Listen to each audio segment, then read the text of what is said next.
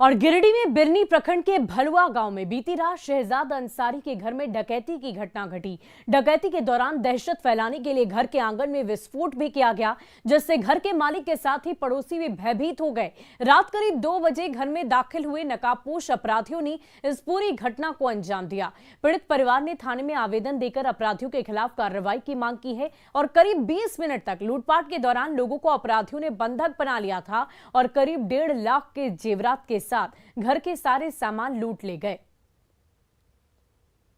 तब पूरा हड़बड़ाने की आवाज सुने तो उठे तो देखे इन लोग को, हम लोग को पकड़ लिया और मुंह बंद कर दिया। अब पकड़ने के बाद हम लोग को मारने के लिए धमकी दे रहा कि जान से मार देंगे, जल्दी जेवर निकालो। तो हम लोग डर से जेवर सब दे दिए। तब उन लोग बाहर निकल गया जेवर लेके और एक ठो बम उड़ा के आंगन में छोड़ दिया और भाग गया। और हम लोग को जो पकड़ा था 2 ठो, वो फिर एक उड़ा के उसके बाद भागा वो। और देखिए इस वक्त की बड़ी खबर आपको रांची हिंसा से जुड़ी हुई बता रहे हैं। झारखंड हाईकोर्ट में इस पूरे मामले की सुनवाई होनी थी और सुनवाई के दौरान सरकार के महाधिवक्ता ने वक्त मांगा है और ज्यादा समय की मांग की गई है।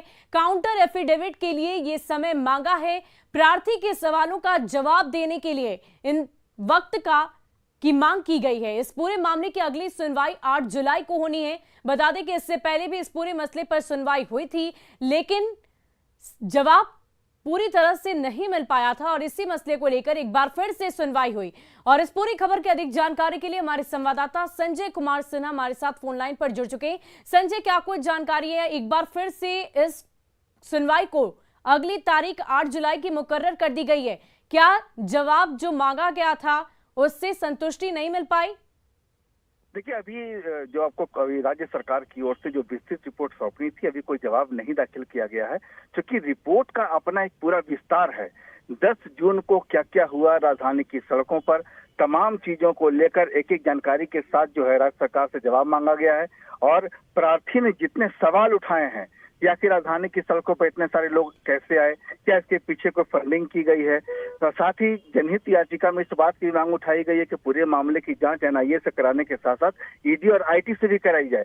साथ ही अगर कोई इंटेलिजेंस जो आपको इसके पीछे कोई रिपोर्ट थी तो राज्य सरकार की अपनी तैयारी क्या थी, तमाम चीजों की एक तफसील से रिपोर्ट मांगी गई है। और समझिए कि रिपोर्ट को भी इतनी जल्दबाजी में सौंपना शायद राज्य सरकार के लिए भी संभव नहीं होगा। लिहाजा जैसे ही आज कोर्ट में सुनवाई शुरू हुई तो राज्य सरकार के महाधिवक्ता की ओर से समय मांगा गया कि इसकी पूरी एक विस्तृत रिपोर्ट बनानी है। जितने सवाल पूछे गए हैं कोर्ट की ओर से, तमाम सवालों का जवाब भी देना है। चलिए, इसके लिए कोर्ट ने 8 से जो अगली सुनवाई है 8 जुलाई की जो तारीख है उसको मुकर्रर की है। और तब तक एक जो कह सकते हैं कि राज्य सरकार की ओर से पूरे विस्तृत रिपोर्ट बनाकर अगली सुनवाई में देने की कोशिश होगी। जी, बहुत बहुत शुक्रिया हमारे साथ जुड़ने के लिए संजय, तमाम जानकारी के लिए। तो इस पूरे मामले के लिए अब अगली सुनवाई 8 जुलाई को होगी। 8 जुलाई की तारीख मुकर्रर की गई है और उस दिन एक बार फिर से राज्य सरकार के महाधिवक्ता को पूरी प्रक्रिया के तहत जाकर रिपोर्ट सौंपनी होगी और एक एक सवाल का जवाब भी देना होगा।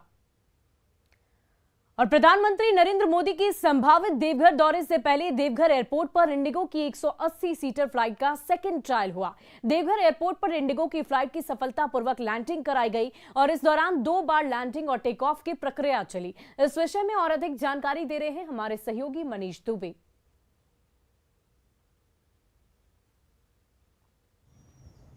देवाधिदेव महादेव की नगरी देवघर अब जल्द ही हवाई मार्ग से भी जुड़ने जा रही है।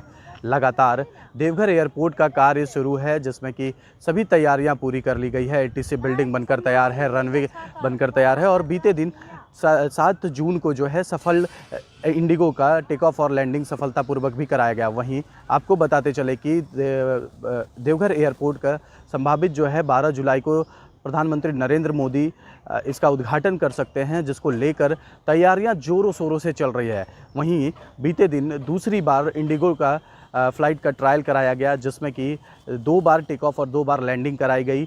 ये सभी चीज़ें शाम के वक्त हुई, जब रनवे का लाइटिंग जला दिया गया था, एटीसी का लाइटिंग जला दिया गया था। वहीं पर एटीसी बिल्डिंग में जो है डीजीसीए के मेंबर वहीं पर एटीसी बिल्डिंग में मौजूद थे, जो कि एटीसी बिल्डिंग से ही सारी चीज़ों का जायज़ा और निरीक्षण कर रहे थे, ताकि जो भी अगर कोई परेशानियाँ आती हैं उसे तुरंत सॉल्व कर लिया जाए। लेकिन आपको बताते चले कि ये दूसरी बार जो इंडिगो का 180 यात्रियों वाला विमान दौरान सफलतापूर्वक जो है लैंडिंग और टेक ऑफ करा दिया गया है। और जो कयास लगाया जा रहा है, संभावित जो है कि प्रधानमंत्री नरेंद्र मोदी देवघर पहुंचेंगे और देवघर एयरपोर्ट का उद्घाटन करेंगे, जिसको लेकर ये सारी तैयारियां चल रही है।